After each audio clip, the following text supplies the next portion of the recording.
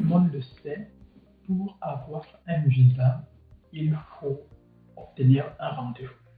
Pour obtenir un rendez-vous dans un consulat ou une ambassade ou toute une structure de outsourcing engagée par une ambassade ou un consulat pour faire sa demande, pour introduire sa demande, déposer tous les documents requis et certainement parfois aussi passer un entretien qui va justement vous permettre d'avoir votre visa. Seulement, dans beaucoup de cas, les services des rendez-vous sont gérés par les ambassades, du moins, sont gérés par les ambassades elles-mêmes. Et ce sont les ambassades qui, selon leur calendrier et selon la fréquence ou le niveau de demande de rendez-vous, qui octroient les rendez-vous. Dans d'autres cas, les rendez-vous sont souvent disponibles en ligne et chaque demandeur ou alors chaque potentiel demandeur de visa est appelé lui-même à choisir un créneau en fonction des disponibilités pour pouvoir passer à l'ambassade et déposer sa demande de visa. Dans le meilleur des mondes, tout fonctionne bien, seulement dans beaucoup de cas et dans plusieurs pays africains, beaucoup de personnes se retrouvent généralement dans des situations où ils sont appelés à payer pour obtenir un service qui est censé être gratuit. C'est malheureusement ce qui se passe aujourd'hui au Sénégal depuis quelques mois déjà, où des personnes qui veulent demander un visa étudiant, regroupement familial, travail, visite pour la France ne réussissent tout simplement pas à obtenir un créneau de rendez-vous. Tout simplement pourquoi? Parce que les créneaux, lorsqu'ils sont publiés, sont pris directement par des personnes qui ne veulent pas forcément voyager, mais qui ont fait de la rareté des rendez-vous de demande de visa au Sénégal pour la France un vrai business. Dans cette vidéo, nous avons décidé de nous asseoir et d'essayer d'aborder ce sujet qui est pour nous une thématique centrale parce que c'est un sujet qui ne concerne pas que le Sénégal. Le Sénégal est peut-être notre bouc émissaire aujourd'hui, si je peux dire ça comme ça, mais c'est un sujet qui concerne toute l'Afrique en général. Si tu me découvres par le travers de cette vidéo, moi c'est Landry, je suis camerounais, je vis en Allemagne et j'accompagne les gens qui veulent voyager. Ici sur Parlons Voyage, je te parle de tout ce qui touche de près ou de loin les procédures de voyage. Et voilà, si tu as besoin d'accompagnement, peu importe la catégorie visa, travailleur, formation professionnelle, étudiant, au pair, volontariat, regroupement familial, visiteur, pour la France, l'Allemagne, la Belgique, l'Espagne, bref, un pays européen, inclus l'Angleterre et la Suisse, n'hésite surtout pas à nous contacter et nous serons ravis de mettre à ta disposition nos services. Nous gérons également aussi les procédures de visa étudiants pour les pays comme la Russie, la Roumanie, Chypre et bientôt bien d'autres encore.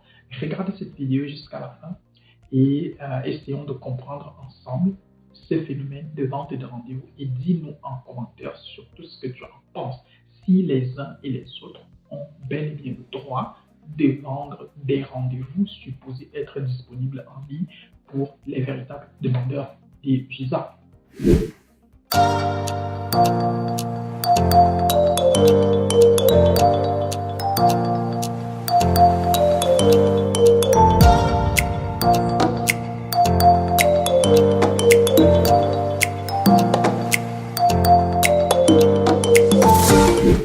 Que se passe-t-il véritablement au Sénégal?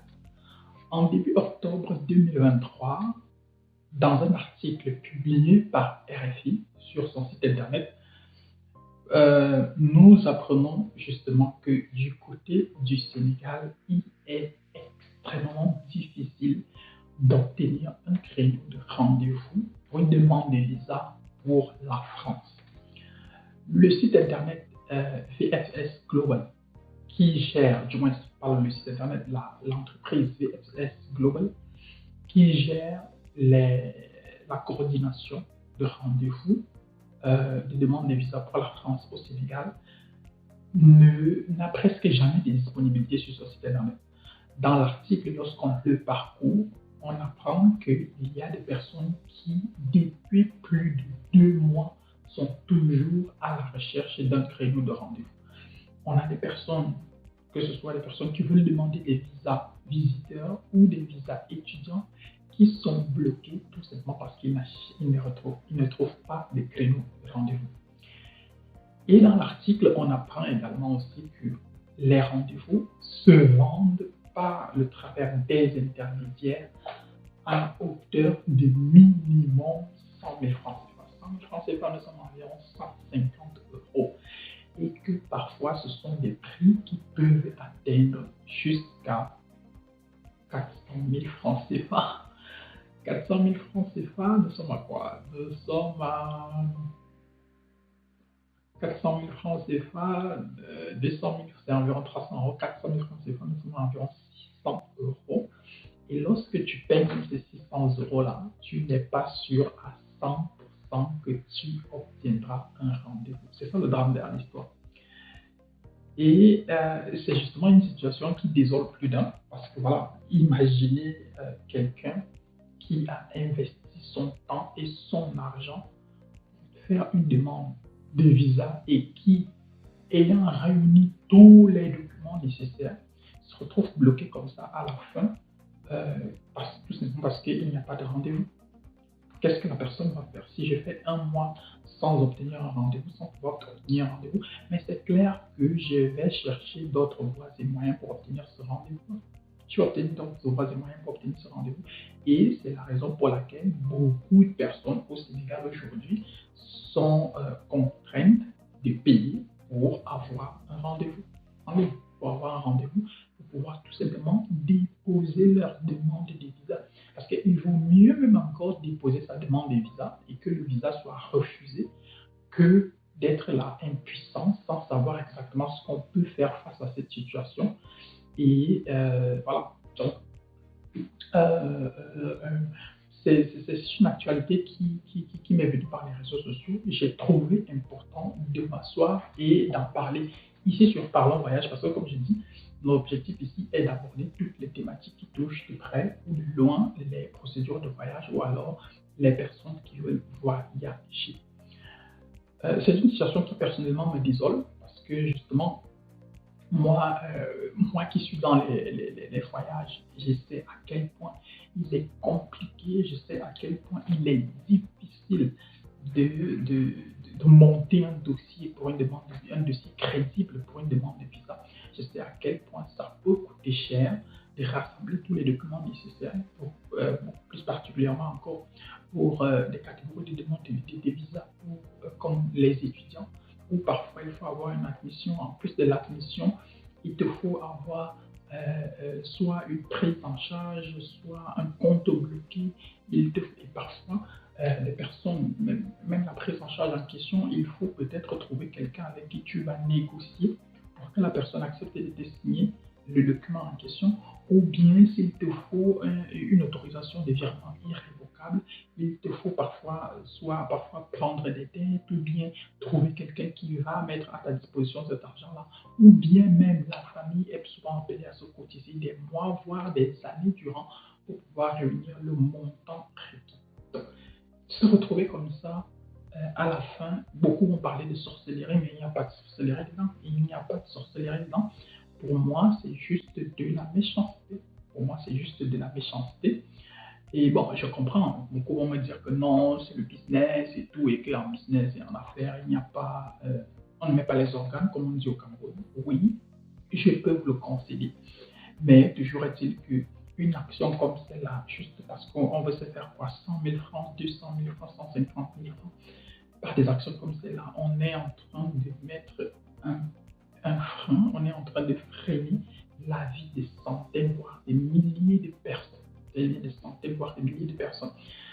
Voilà, généralement même aussi, c'est 100 000 francs ou c'est 200 000 francs qu'on gagne, on gagne cet argent-là tellement facilement que c'est un argent qui finit généralement quoi, sur les femmes, sur la bière, sur les futilités, tout simplement parce que c'est un argent qui est facile à faire et c'est un argent, voilà.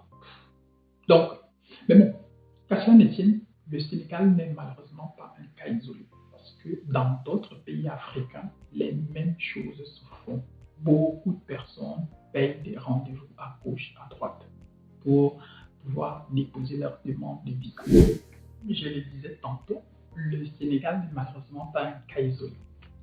En 2022, nous avions plusieurs dossiers de demande de visa étudiant pour la Belgique.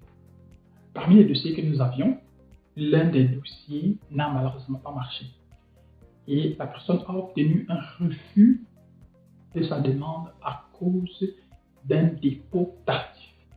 C'est le motif qui avait été évoqué par l'ambassade de Belgique au Cameroun. On vous refuse le visa pour dépôt tardif parce qu'on estime que votre rentrée est déjà passée et que, voilà, vu le temps qui est passé, si vous arrivez maintenant en Belgique pour poursuivre les études, ça ne garantit plus que vous allez pouvoir réussir. Donc, la personne a malheureusement obtenu un refus.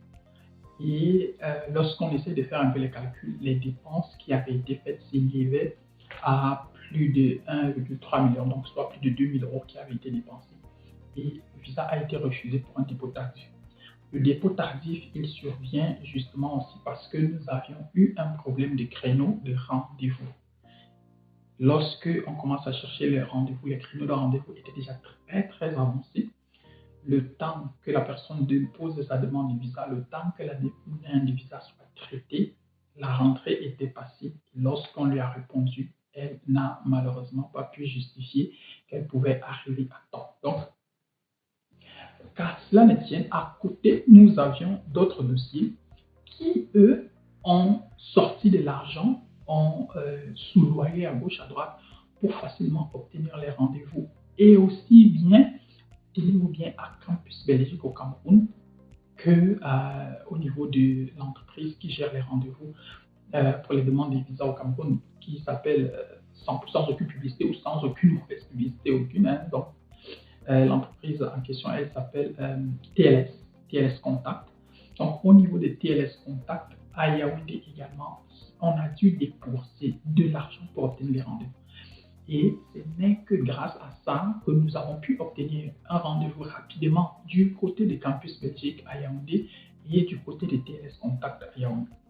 Si on n'avait pas dépensé cet argent-là sur ce dossier-là également, je suis sûr et certain que nous aurions eu le même résultat, c'est-à-dire un refus de visa pour un dépôt tardif. Nous avons plusieurs personnes qui sont passées, qui ont fait des demandes de visa pour le Congo, du moins pas au Congo, pour l'Allemagne. Il y a de cela un an, il y avait au moins une dizaine de rendez-vous en ligne sur le site de l'ambassade d'Allemagne au Congo, à Kinshasa. Et aujourd'hui, ça fait pratiquement un mois que nous cherchons à obtenir un créneau de rendez-vous pour un client qui veut faire sa demande de visa étudiant à partir de Kinshasa pour l'Allemagne. Malheureusement, nous ne parvenons pas à obtenir et selon les informations que nous avons, il y a tout un gros business de vente de rendez-vous qui s'est tissé du côté de Kinshasa où beaucoup de personnes, pour la plupart des Camerounais, je dis bien pour la plupart des Camerounais, réservent des créneaux de rendez-vous sans toutefois avoir l'intention de passer à l'ambassade. L'objectif derrière, c'est quoi? C'est que quand les vrais demandeurs, comme par exemple le dossier que nous avons, vont se pointer et qu'ils vont poireauter pendant un mois sans obtenir un rendez-vous, ces gens-là vont donc se proposer de vendre les créneaux de rendez-vous qu'ils ont pris la peine de réserver. Et avec cela, ils peuvent se faire quoi? 100 000, 200 000, donc entre 150 et 300, voire peut-être même un peu plus. Voilà, entre 150 et 300 €, peut-être un peu plus que ça. Donc, vous voyez avec moi qu'en fonction du niveau du désespoir, nous-mêmes, même du côté du Congo, nous allons forcément arriver à la conclusion selon laquelle nous allons acheter un rendez-vous. Parce que jusqu'ici, nous avons essayé de passer par d'autres canaux, par d'autres voies et moyens pour avoir ce rendez-vous-là. Si d'ici la fin du mois de novembre, nous ne parvenons toujours pas à avoir un rendez-vous, on va devoir acheter. On va devoir acheter un rendez-vous, alors que normalement, on ne devrait pas acheter un rendez-vous. Et lorsque vous partez sur le site de l'ambassade d'Allemagne au Congo, vous allez voir au début, il y avait juste un seul site internet pour toutes les demandes de visa, que ce soit. Du moins, il y avait une seule plateforme pour les demandes de visa, pour les visas nationaux. Aujourd'hui, ils ont divisé les demandeurs de visa en deux, c'est-à-dire on a pris les demandeurs congolais, ceux qui viennent de Congo-Kinshasa et de Congo-Brazzaville, on les a mis de côté, et de ce côté-là, il y a des créneaux de rendez-vous, et on a dit tous les autres. Et quand on a dit tous les autres, je pense qu'ils ne voulaient pas juste dire les Camerounais, pour que les uns et les autres ne se sentent pas personnellement visés, mais c'est clairement les Camerounais qui étaient visés par cette mesure-là, qui a conduit justement à mettre les Congolais de côté pour qu'eux, ils ne soient pas pénalisés par des gens sans foi ni loi, qui n'ont qu'un seul objectif, c'est de faire de l'argent. Aujourd'hui encore, je suis sûr et certain qu'au cours des années qui vont suivre au Cameroun, pour les demandes de visa, pour la France, pour l'Angleterre, ces systèmes-là vont aller toujours grandissant. Pourquoi? Parce que la France, l'ambassade de France ou bien le consulat de France à Yaoundé, ou bien au Cameroun, a décidé de confier une partie de la gestion des demandes de visa pour la France à l'entreprise TLS Contact. Donc, ce sera généralement aussi de ce côté-là qu'il faudra, à partir certainement de 2024, introduire les demandes de visa. Ce qui voudrait dire quoi? Ce qui voudrait tout simplement dire que le même trafic qui se passe du côté du Sénégal pour les demandes de visa pour la France va également aussi avoir pignon sur rue au Cameroun. Le même business, il va s'installer, du moins le même business, il est déjà installé. Et tel que le business, il fonctionne, c'est quoi? C'est que quel que soit X, tu ne peux pas acheter un rendez-vous auprès d'un personnel de TLS Contact. Non. Ils ont, du moins, généralement, il y a des intermédiaires dehors par le biais desquels on passe pour obtenir ces rendez-vous. Et ces intermédiaires prétendent toujours avoir des contacts à l'intérieur. Et c'est leurs contacts, justement, qui sont supposés attribuer les rendez-vous de façon prioritaire en fonction de qui a payé et qui n'a pas payé. Donc, vous voyez avec moi que voilà, c'est malheureusement la situation, mais on n'y peut rien. J'ai envie de le dire, on n'y peut rien. Tout ce qu'on peut faire, c'est juste essayer de dénoncer sur des plateformes comme celle-ci. Si RFI a écrit tout un article et que ça n'a pas porté forcément des fruits, bon, peut-être notre vidéo n'aura aucun impact, mais au moins, nous aurons dénoncé cela et nous aurons parlé de cela, d'un phénomène qui ne cesse de gangréner les procédures de demande de visa. De toute façon, voilà, en commentaire, dis-nous ce que tu penses de ce phénomène, dis-nous ce que tu penses de cette vidéo. Et voilà, nous serons ravis d'échanger avec toi, de partager des idées et de voir si par exemple toi tu as des solutions à envisager ce qu'il y a lieu de faire, ce qu'il y aurait lieu de faire. Et nous verrons également aussi, nous serons ravis de te lire en commentaire. Donc laisse-nous juste en commentaire et puis n'hésite pas à liker la vidéo, n'hésite pas à la partager autour de toi. N'hésite surtout pas à commenter et surtout à t'abonner à notre chaîne si ce n'est pas encore le cas. D'ici à notre prochaine vidéo, porte-toi bien, bien des choses à toi. Ciao, ciao.